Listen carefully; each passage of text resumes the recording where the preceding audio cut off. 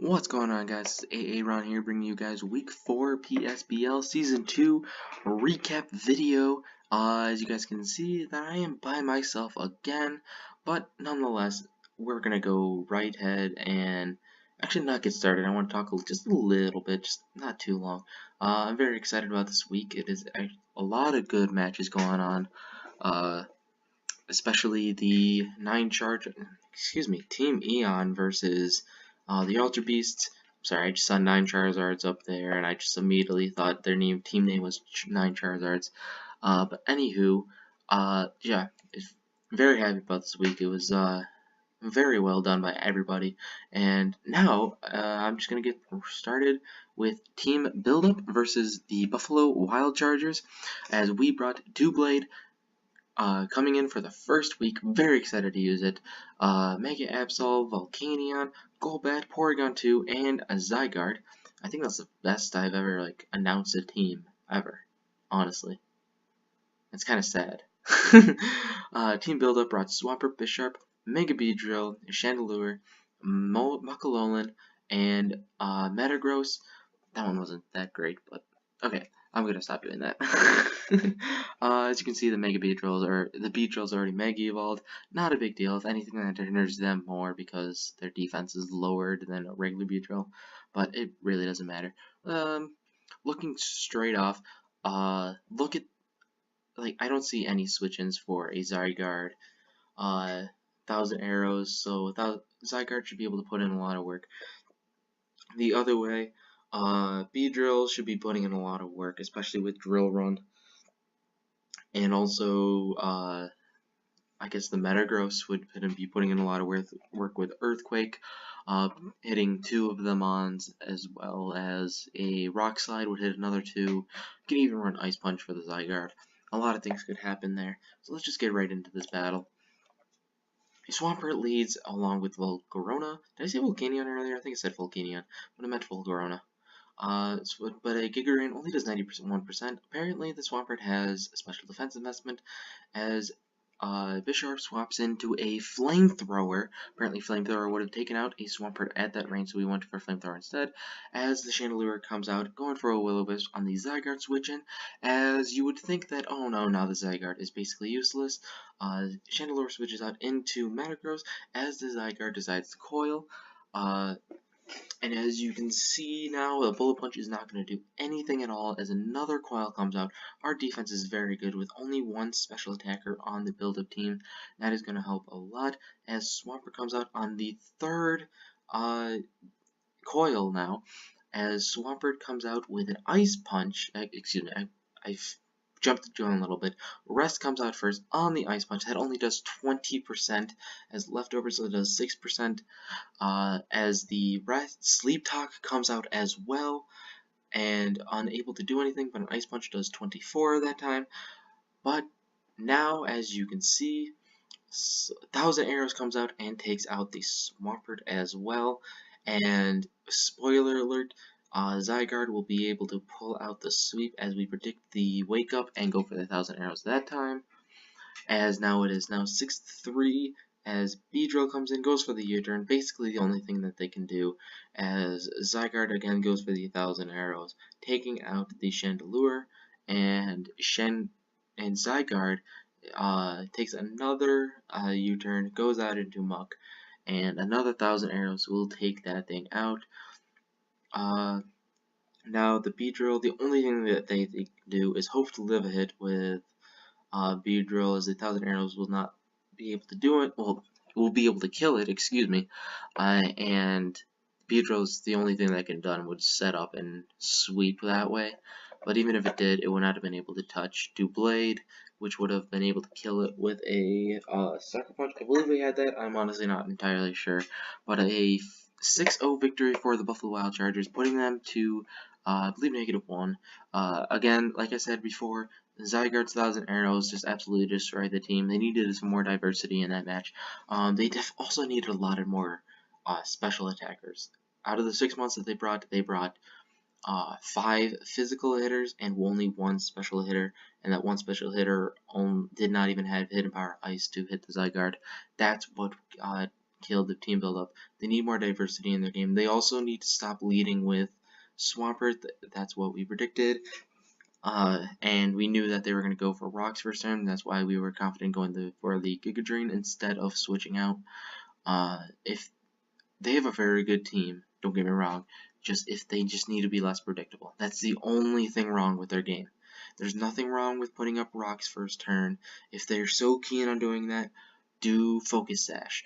Do, I don't know, Jolly Max Speed. Not that that would have really helped, but you can easily put up rocks later in the game. You could put up rocks up against our Doublade, which would have done nothing against you guys. Put it up against probably Zygarde. That would have been okay. Well, maybe not, but our Golbat would have done nothing against you. Our Porygon probably wouldn't have done that much against you. There's other things you could have set up on other than something that has Giga Drain or something else like that. Just something that you guys can think of beforehand. I just wanted to help you guys out. If you need anything, please contact me or Pokemaster Mike. He's happy to help, or anybody. Anybody is really friendly here. So if you guys need help team building, we're happy to help. Alright, so anyway, moving on. We're going to go to Team Eon versus the Ultra Beast. This is my favorite, my most exciting matchup of the week. As the Ultra Beast bring Neolego, gosh, damn, Bronzong, Gardevoir, Minior, Crocodile, and Tornadus, as Team Eon brings Mew, Primarina, Cryogonal, Garchomp, Weezing, and Cofagrigus. And you might think that I've said that so smoothly, because I just realized that it's on the side. I can read it right here, so... Well, anyway, looking at the team, I can see that Neolego, if it has Hidden Power Ice, can just destroy the 9 Charizard's team. But also, Mew can put in a lot of work with its diversity, can put up rocks, and do Calm Mind.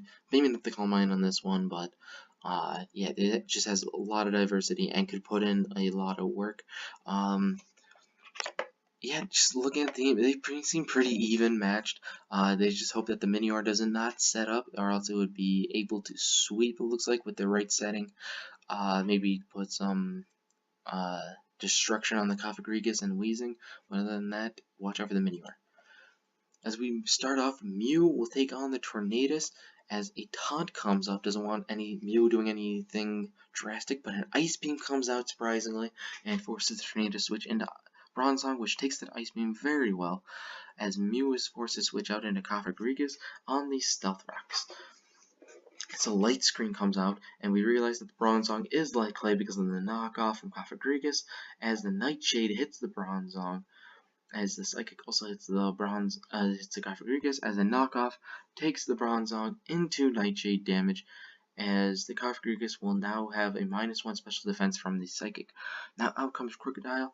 Cofagrigus did not take the knockoff at all. We realized that that thing is, I think it was banded. I forgot exactly what it was. But Mew was able to come in and go for the U-turn. We realized that this Mew is now officially Scarfed because of that.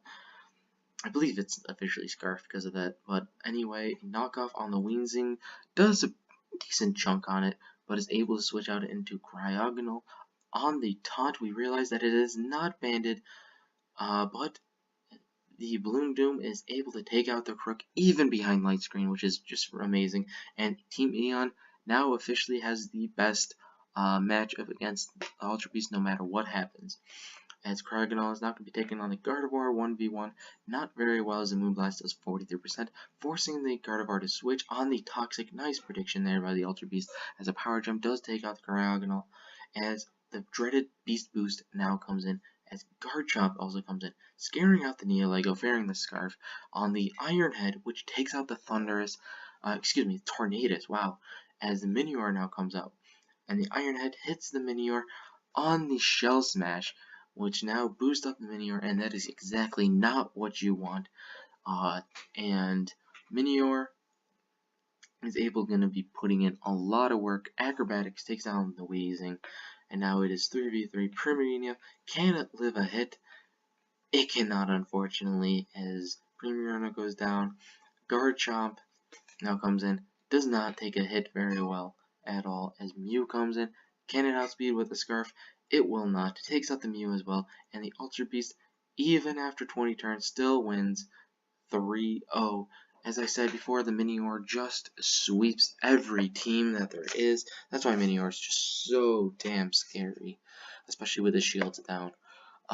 Garchomp with the Iron Head is very surprising. I really enjoy that. It actually put in a lot of work on the team. If it was able to kill the Minior, it would have been able to sweep the entire team, and we would have been seeing the Ultra Beast with their first loss, which would have been pretty good.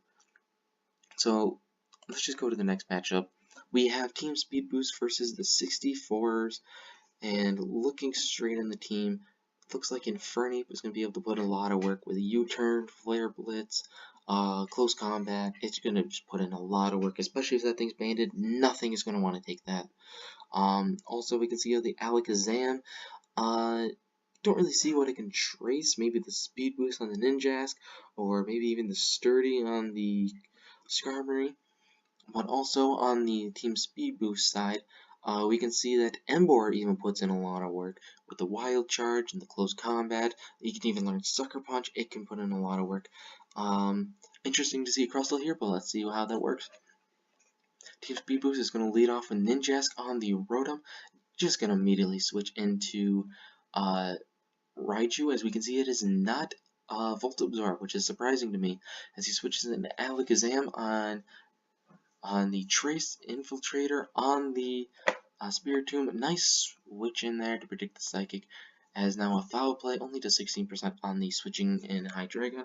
Dark Pulse does 37 on the Will-O-Wisp from the Spiritomb, as we all know that Burn does not do that much to a special attacker, as now he's just continue to Dark Balls on the Foul Plays.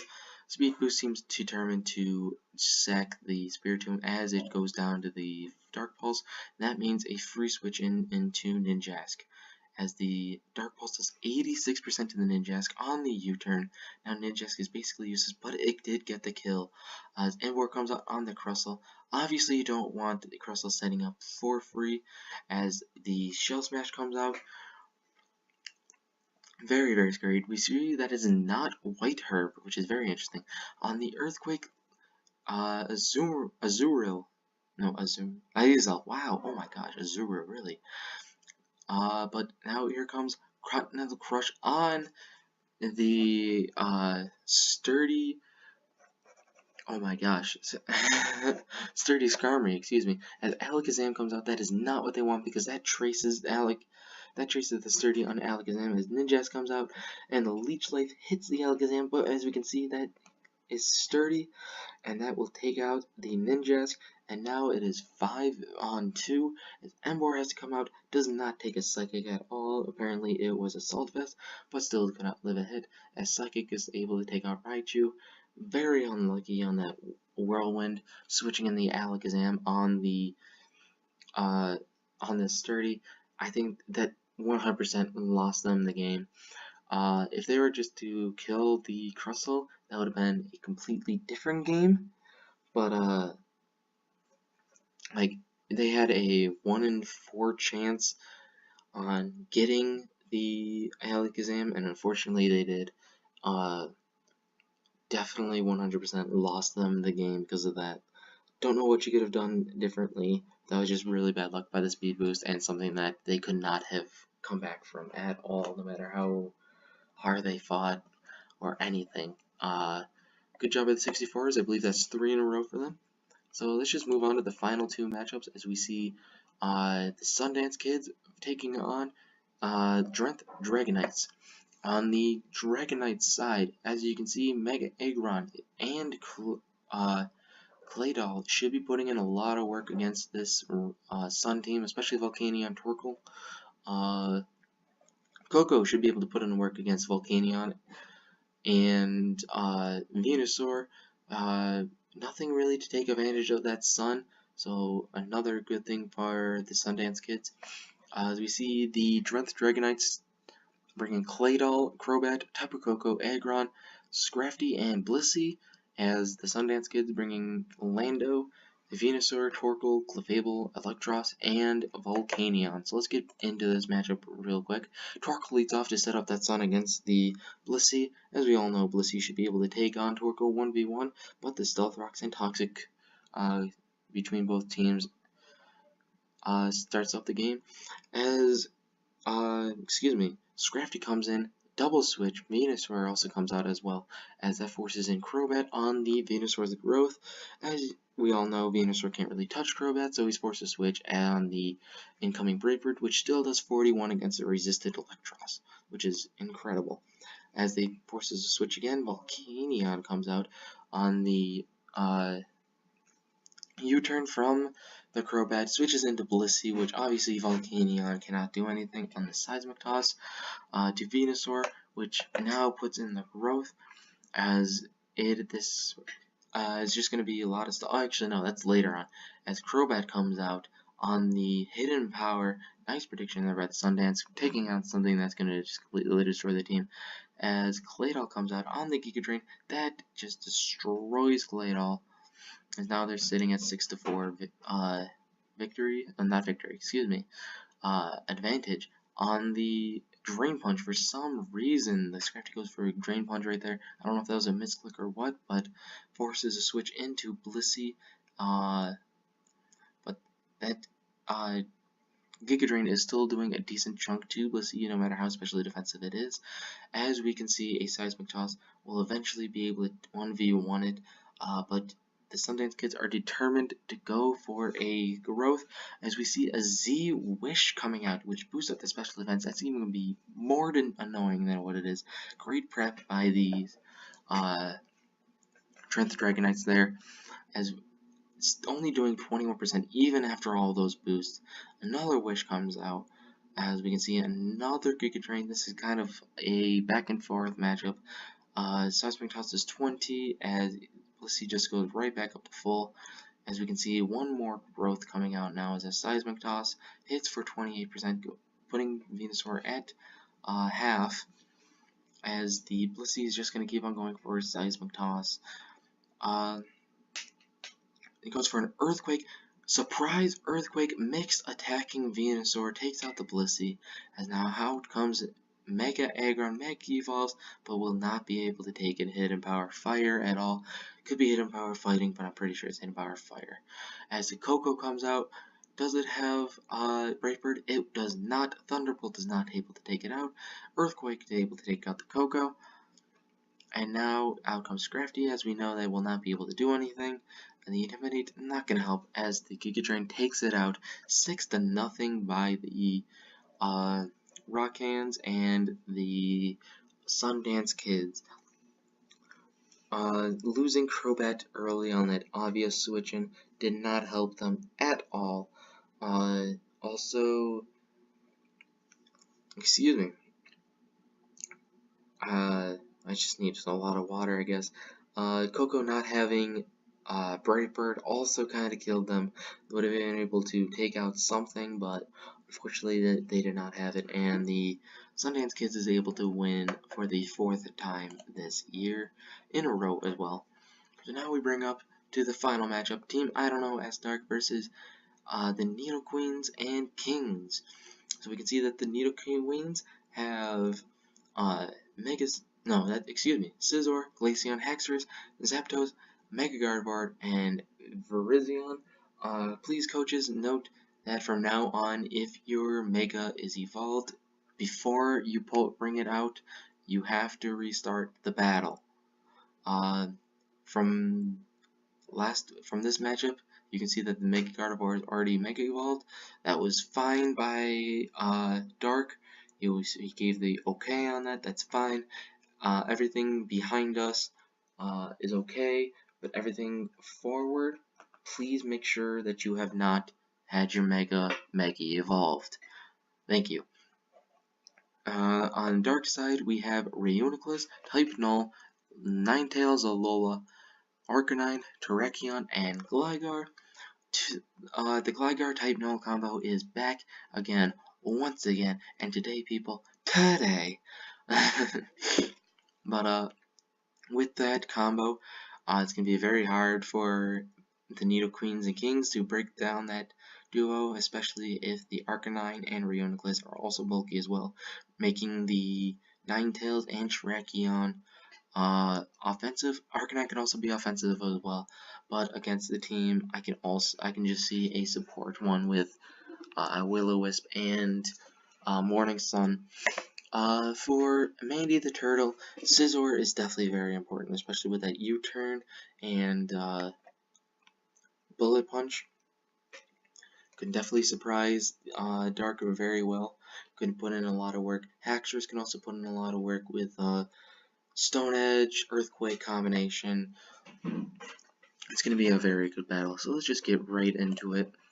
As Arcanine starts off against Haxorus, and as we all know, excuse me, I just had a hiccup there. I'm sorry about that. Rock Slide comes out on the Arcanine as it does flinch. Excuse me, I'm just having hiccups right now. This is just horrible for me. I'm sorry. Lumberry for the Haxorus is very nice. Unfortunately, it was not able to do anything as Glaceon now comes out on the Gligar's U-turn, as Glaceon is definitely not going to be able to take on the Arcanine. Obvious switching brings in the Morning Sun for the Arcanine as Zapdos does come out. Doesn't know what he's going to do, so he's going to switch, and the Toxic comes out, and as we can see, this is Regenerator, Rheoniclus, and not Magikarp, which probably helps Mandy the Turtle because of the Toxic. The Volt Switch comes out. Luckily, it is not Hidden Power Fighter, it was Hidden Power Ice on the Scizor switching. Needs to switch into Arcanine. The Intimidate does help out on the U-turn. Keeping up the momentum for the Nidoqueens, goes right back out into Zapdos. Don't know what they're planning here, but they're going to go out to the Gligar on the Volt Switch. Nice prediction there by Dark, as they pull out a double on the Hidden Power, I believe Ice, but I'm not entirely sure, as they decided Toxic Type Null, which is very good on their part, on the Type Null's U-turn into Ninetales, thinking that could also be supported of well, making their fully offensive mon. Terrakion, they show that they are spexed. That does a lot of damage to Glaceon, but instead of Ninetales being the Veil, Glaceon had the Veil, and honestly, I did not know Glaceon was able to learn Veil. Shadow Ball goes on the Rheoniclus, lowering the special defense on the Flash Cannon, which only does 31% behind the Veil, which Veil, I think, honestly is broken. Forced to switch out into Type Ball on the Shadow Ball. Nice prediction there, as the Hail does go out, and Glaceon is forced to switch into Haxorus as the U-turn only does 10% onto the Haxorus as they switch into Arcanine again with the Intimidate, forces the Haxorus to switch into Zapdos on the Will-O-Wisp, but as we all know, that Burn does not really hinder the special attackers that much. The Veil does go out as he switches into Type Null on the Hidden Power Ice again. That only does a few 7%, but toxic damage is adding up against the Type Null, as well as the Full Switch into Virizion on the U-turn, which unfortunately they go right out into Gligar, forcing another switch into Glaceon on the Stealth Rock, which is going to hinder the Nidoqueens very much. Gligar switches into Type Null on the Ice Beam, which does a good chunk, 20%, plus toxic damage is going to do a lot, leaving Type Null onto 10% as he U-turns, gets a crit on the U-turn and switches into Terrakion. Glaceon at 50% switches out into Virizion to take the Rock Slide pretty well, does 25%, as Terrakion is now forced to switch into Rheoniclus, which does an X-Scissor on it. A lot of good damage right there. Forces Rheoniclus to switch into Gligar on the Leaf Blade. Another good prediction there, but it also does not do that much. Virizion goes right into Gligar on the U-turn, gets the paralysis, nice static there, but we also know that means Zapdos does not have Defog, as Ninetales, as we know, is now Spexed, is able to switch in and destroy the Zapdos with Blizzard.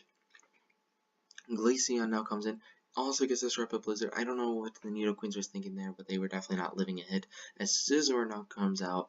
It forces a switch into Arcanine on the Bullet Punch. Doesn't even take it below half, as the Rocky Helmet on Arcanine puts Scizor below half itself. Forces the Scizor to switch into Haxorus.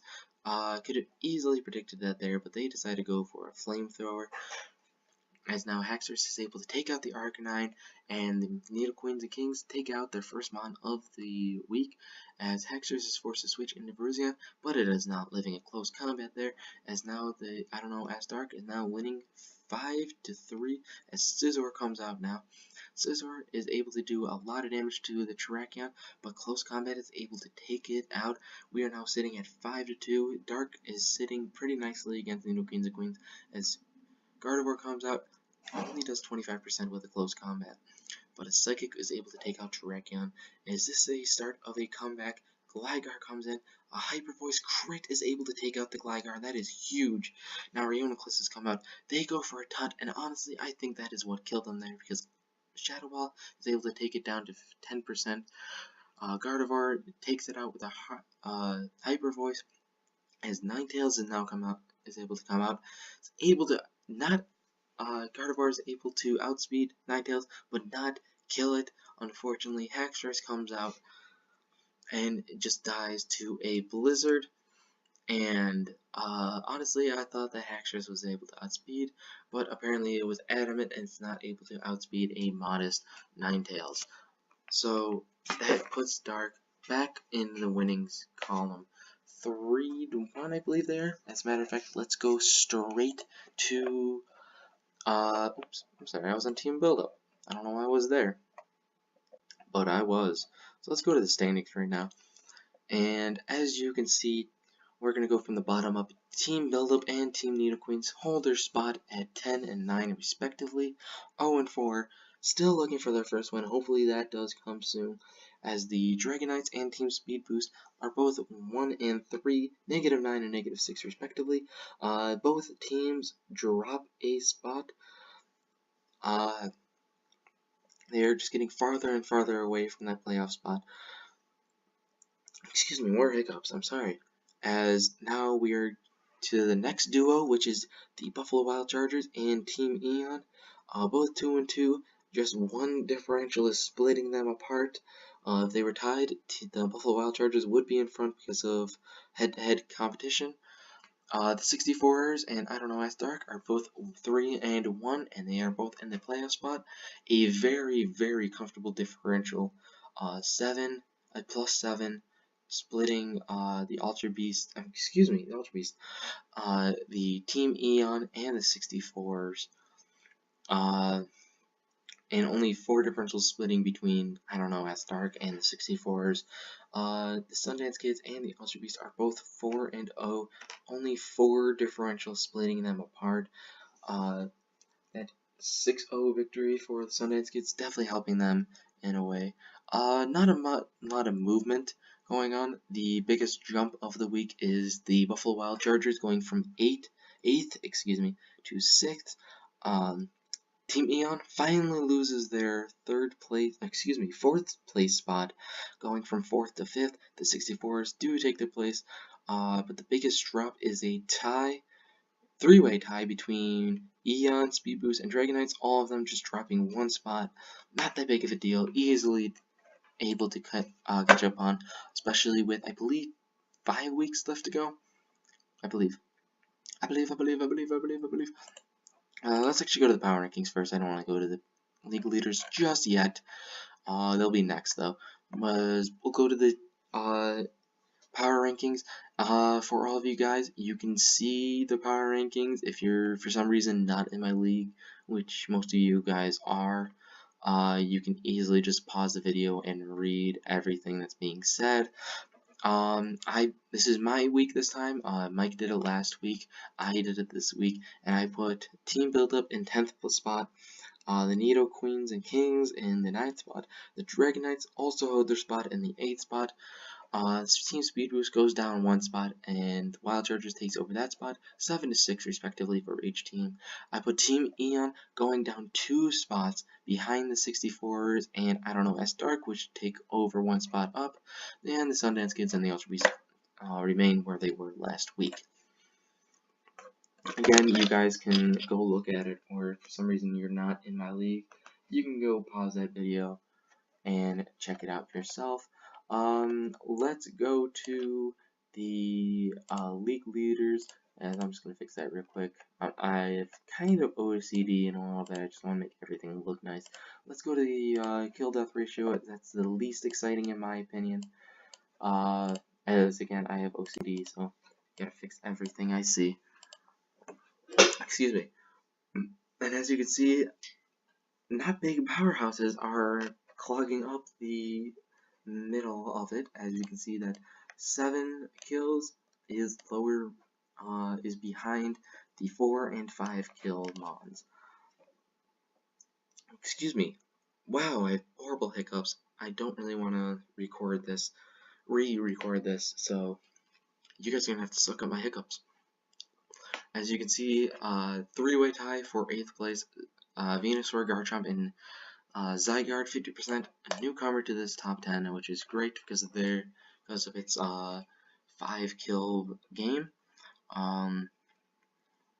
Yeah, I think there was another mon.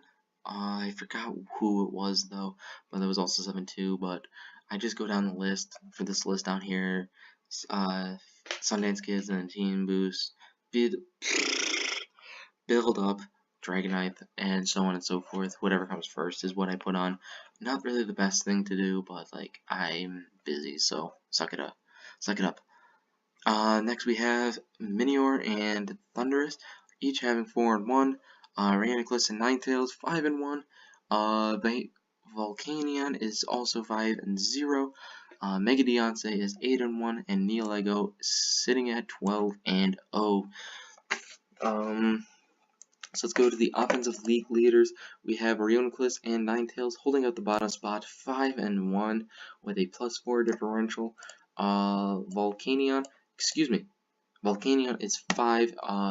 The reason why I had 8 is because the Sundance Kids and the team build-up already had their match, so I already added them before I put in like their numbers. So this is week 4's total kills for them. 8 is their week 5 total kills. I apologize about that. Mew is 6-3 and +3, and we have a 4-way tie. Here's the other mon that was technically tied for 11th as well, down in the kill death ratio. Garchomp, Venusaur, Zygarde 50, and Alakazam, each 7-2 with +5.